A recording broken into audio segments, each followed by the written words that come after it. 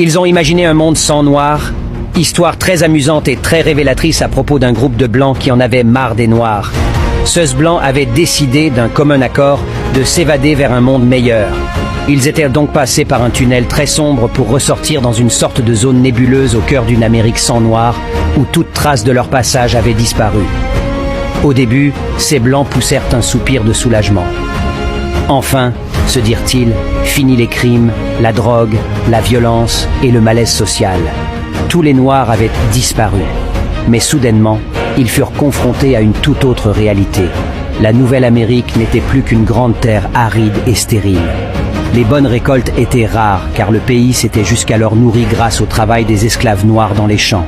Il n'y avait pas de ville avec d'immenses gratte-ciel, car Alexander Mills, un noir, avait inventé l'ascenseur et sans cette invention, il aurait été trop difficile de se rendre aux étages supérieurs. Il n'y avait pratiquement pas d'automobile, car c'était Richard Spikes, un noir, qui avait inventé la transmission automatique. Joseph Gamel, un autre noir, avait inventé le système de suralimentation pour les moteurs à combustion interne, et Garrett A. Morgan, les feux de circulation. De plus, il n'y avait plus de réseau urbain express, car son précurseur, le tramway, avait été inventé par un autre noir, Elbert R. Robinson. Même s'il y avait des rues où les automobiles et autres rames ferroviaires express pouvaient circuler, elles étaient jonchées de papier et de déchets, car Charles Brooks, un noir, avait inventé la balayeuse motorisée. Il y avait très peu de magazines et de livres, car John Love avait inventé le taille-crayon, William Purvis, la plume à réservoir, et Lee Burridge, la machine à écrire, sans oublier Willa Lovett avec sa nouvelle presse à imprimer. Vous l'avez deviné? Ils étaient tous des Noirs. Même si les Américains avaient pu écrire des lettres, des articles et des livres, ils n'auraient pas pu les livrer par la poste, car William Barry avait inventé le tampon manuel et Philip Downing, la boîte aux lettres.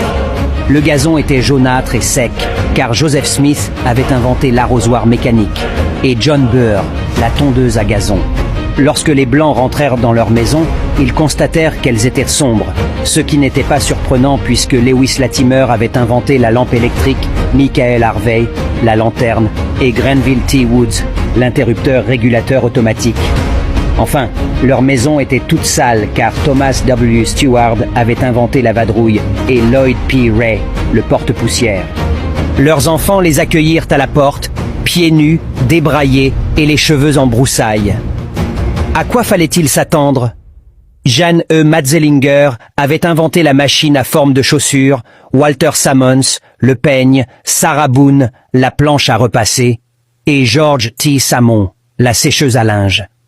Les Blancs se résignèrent finalement à prendre une bouchée dans tout ce chambardement, mais pas de chance.